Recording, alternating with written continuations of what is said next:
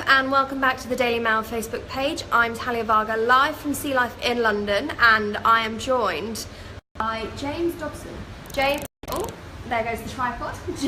James is the senior curator at Sea Life in London, and we're here in the penguin enclosure for to meet the 8 new Gentoo penguins, aren't we, James? Yeah, that's right. So we were just talking about why we did this. So Sea Life is part of a larger group, and we've got Gentoo birds all around the world, and we're part of a global breeding program. So some of these birds have come all the way from Australia, from New Zealand, from Denmark, and actually from America. So it's kind of come from all around the world, and it's part of a kind of larger database of Tinder, essentially penguin Tinder. And you kind of pick and choose, and we want to make sure the genetics are good, and we make sure we have good matches so they can produce chicks, and then those chicks will then go travel around the world to different places.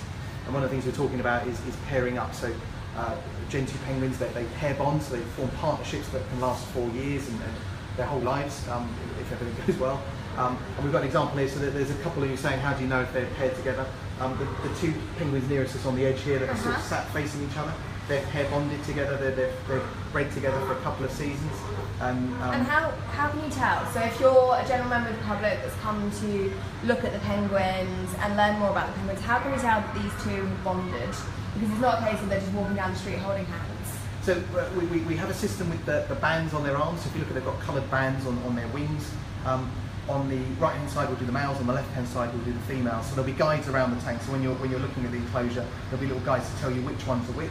There'll also be clues. We'll say, oh, you know, this particular one, Polly, is matched with this particular bird. So we'll give you obvious hints, but actually if you watch you'll see them tend to hang around together, and the male's always trying to impress the lady and sort of show him what a good penguin he is. So what they'll do is they regularly present pebbles, so he'll go and find the nicest pebble he can find, and he'll offer it to her, so he'll literally lay her at her feet, and if she approves she'll bow and say, oh, thank you for that pebble, and that will actually form part of their nest building. So when it comes into nesting season, so if you come back and visit us around Easter time, you're essentially going to see a lot of male penguins trying to impress females as much as possible by collecting all the best pebbles that we offer them. So we'll literally throw in hundreds and hundreds of pebbles, and they'll sort through them and only pick the ones that are most appealing to penguins. And it's a bit of a mystery art. We still don't really know which ones they'll pick and which ones they'll like, but he'll spend hours studying and picking out the best ones and offering it to her. But in between they'll do a lot of relationship building, so they'll stand next to each other, they'll often hang out together, and one of the key things they do a lot is they'll bow to each other. Okay. So, fingers crossed, if we're lucky we might see them bowing to each other, and that's just a sort of an acknowledgement of saying, you know, I love you, you love me, let's have penguin babies. And is it just the men that bow, or are we an equal penguin society, and is everyone bowing? They bow to each other, so the ladies are very clear when they have interest, and if they're not interested, the bowing will fail dismally. So quite interestingly, the penguins are lovely and fun, and that's what makes them really sort of interesting in terms of visiting them here. But they're not the sharpest tools in the shed, and they're not entirely distinguishing. So what they'll look for is they'll go, what's the best provider, or what's the most sort of useful bird that I can breed with, because they're thinking about genetics, they're thinking about producing healthy chicks, and actually the biggest, the strongest, the best providers in the enclosure are actually the keepers. So, oh gosh!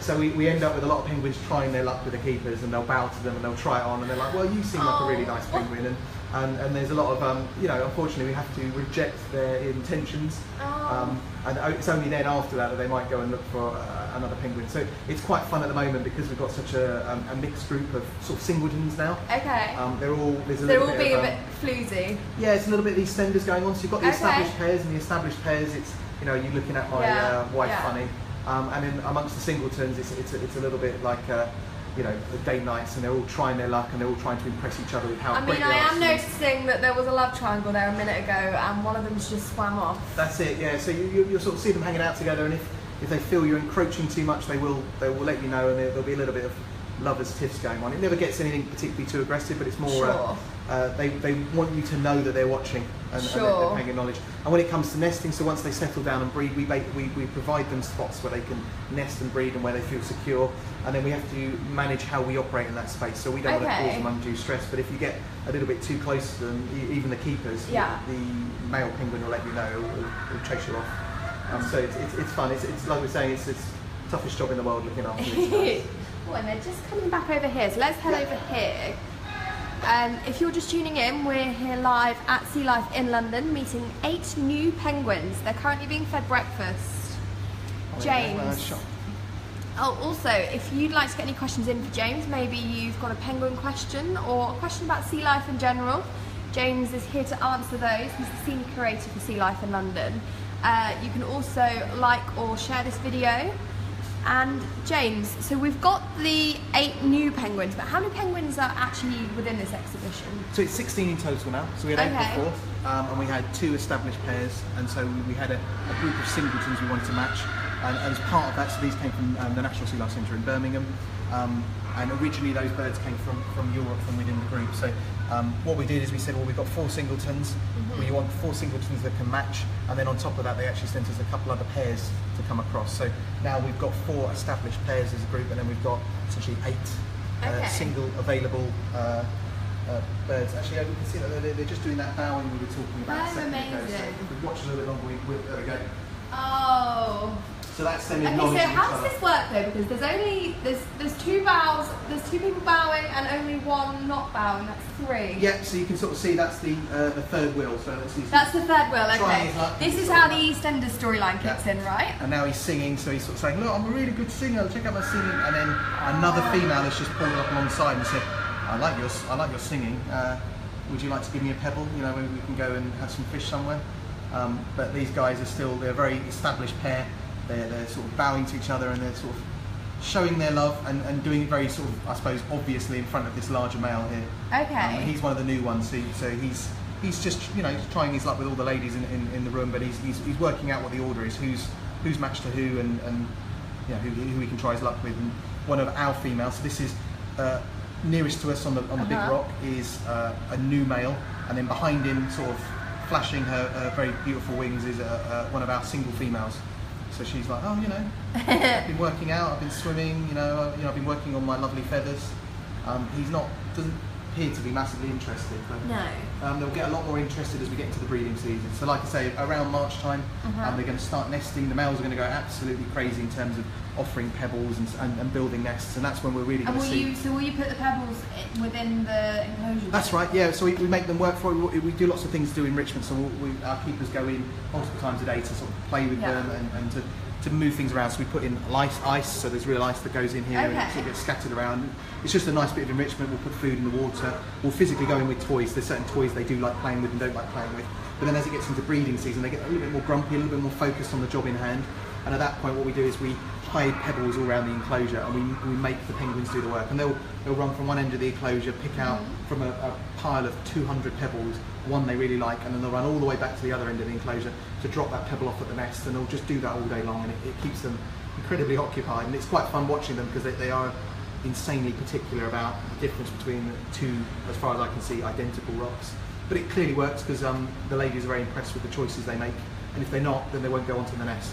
So it's a really nice, there's always something going on in the penguin colony, and this is one of the really important things is these are colonial birds. They like to be in big groups, so if you keep them in smaller groups, they don't really show the behaviour you want to see. They won't breed, they're not going to be as happy, so we have to make sure that the group size matches it. And we were just talking earlier, they're not entirely the sharpest tools in the box, and because of that, as far as they're concerned, humans are part of that colony.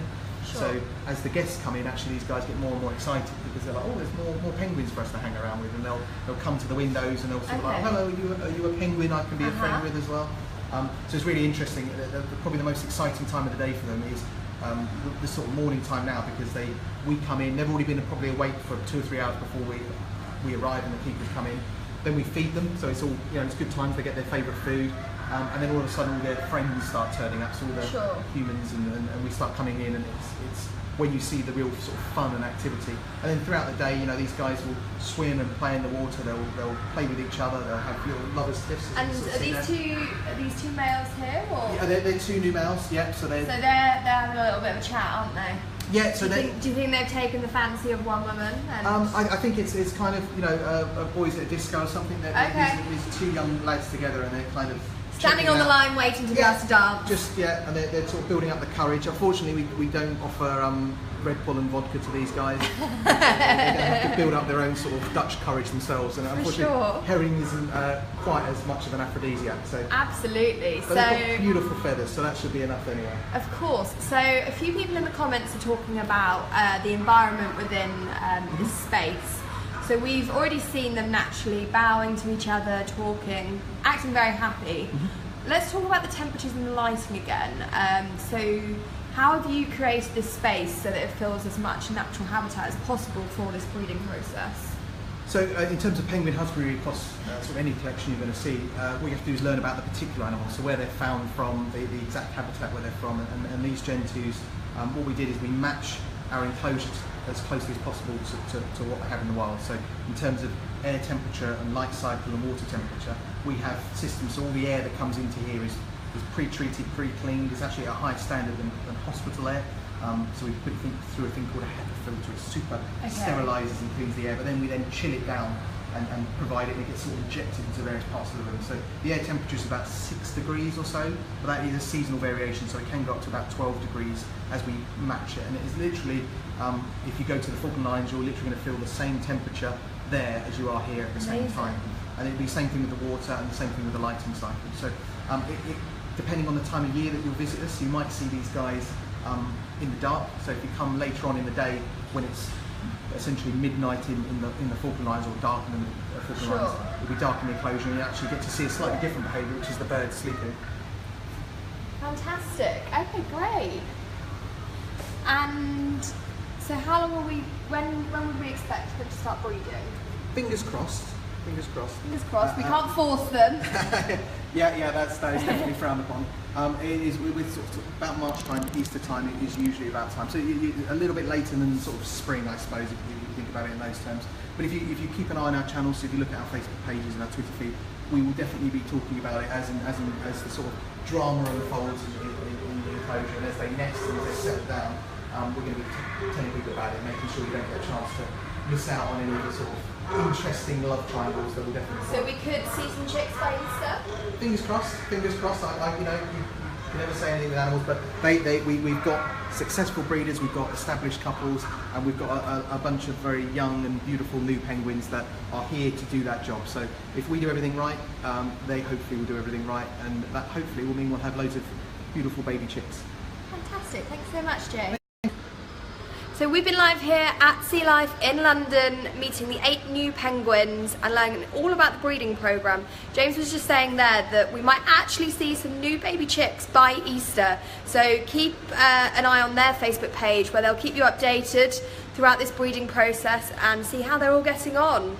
Head on over to the mailonline.co.uk for all the latest news, pictures and video.